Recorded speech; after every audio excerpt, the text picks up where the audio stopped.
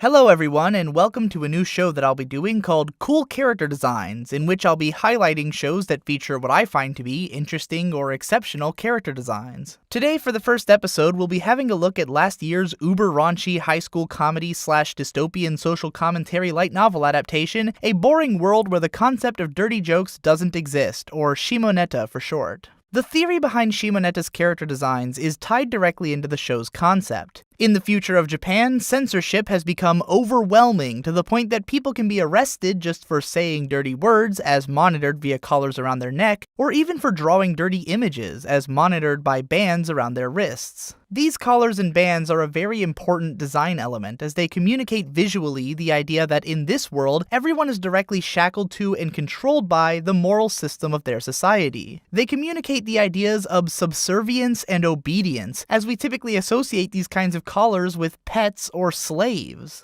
Given how much of anime takes place in high school, it's not surprising that the most prominent outfits which we'll be seeing our characters wearing in this series are their school uniforms. But while at a glance the gray and blue uniforms of Tokioka Academy would seem pretty typical, what makes them interesting is the length of the girls' skirts. You see, most anime school uniforms aim to hike their skirts up as high as they feasibly can, but given the focus on chaste morals in the world of Shimoneta, it only makes sense that their uniforms tend to go in the opposite direction. Ana Nishikinomiya, being the paragon of mental purity that she is, at least in outward appearance and common understanding within the show's universe, naturally sports the longest skirt, and from there the lengths of the girls' skirts could be seen as a gradient corresponding to the character's self-perceived lewdness. Hyoka Fua and Otome Saotome wear their skirts fairly long, whereas when she's not at school, Ayame Kajo wears hers shorter than anyone else, barely compensating by wearing thigh-high stockings in full knowledge of their true lewdness. The lengths of each girl's skirts actually end up being hilariously subversive in the long run, as each character's actual lewdness is inversely proportional to how they first appear.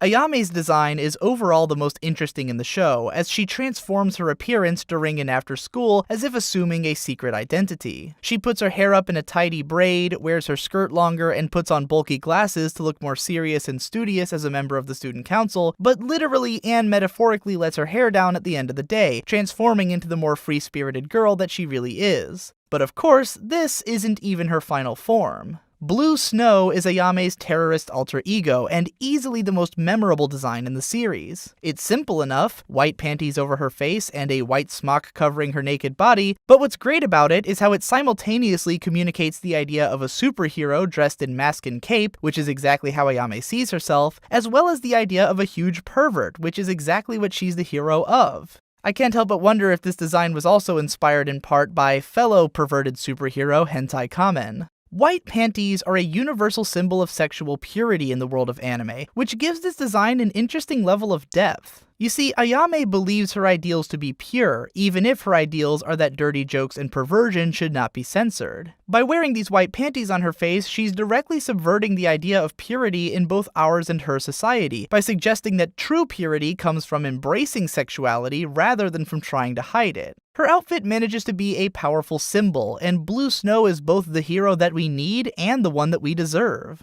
Continuing on the purity train of thought, we then get Ana, whose hair is not only a shimmering silvery white, but whose eyelashes and eyebrows are colored lighter as well, giving her whole face a shining sort of angelic appearance. I wonder, though, if her hair doesn't turn to the darker shades of silver to reflect how much her purity is to be tainted over the course of the series.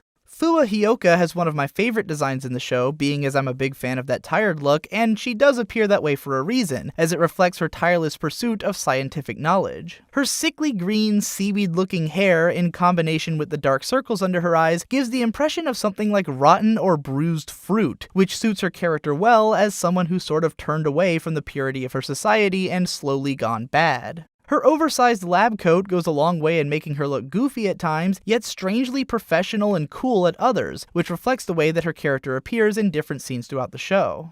Rounding out the main students, Otome Saotome is nothing special in terms of meaningfulness, but her design is pretty cute nonetheless, and the image of her in a headband and robe drawing porn with her mouth is especially memorable. Daiki Goriki is obviously meant to look like a gorilla and to be somewhat imposing at first, only to have that image flipped on its head when he becomes attached and attracted to the main character. Which reminds me, the main character, Okuma Tanukichi, is also a guy. His overall design is pretty generic and typical. When he develops his own terrorist alter ego, it pretty much just riffs off of the Blue Snow design, but kind of has more of a mischievous and burglar-esque look to it, perhaps meant to evoke a Robin Hood kind of feeling. Overall though, it's less of a powerful design than that of Blue Snow. Oboro Tsukimigusa shows up later in the show and has a pretty basic, unremarkable design, which is most likely on purpose, as their lifestyle involves swapping out characteristics to match the missions given to them by their boss.